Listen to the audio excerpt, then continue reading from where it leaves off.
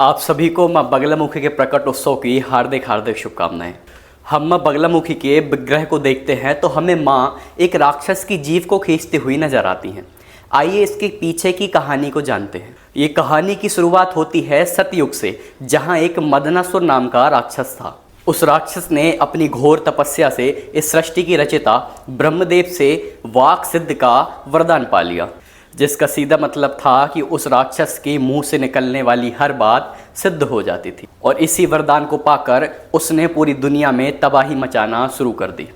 जब सृष्टि पर खतरा मंडराने लगा, तब सृष्टि के पालनहार भगवान विष्णु ने उस राक्षस को रोकने का निर्णय लिया। लेकिन वे सीधे युद्ध नहीं कर सकते थे, क्योंकि राक्षस कुछ भी बोलकर उनको नुकसान पहुंचा सकता था। इसलिए भगवान विष्णु ने सौराष्ट्र के हरिद्रा सरोवर यानी हल्दी के तालाब के किनारे घोर तपस्या की, और उनकी तपस्या की पुकार सुनकर उस जल से एक महाशक्ति प्रकट हुई। पीले वस्त्रों में सोने की तरह चमकती माँ बगलामुखी सरोवर से निकलते ही माँ सीधे मदनासुर राक्षस के पास पहुंची।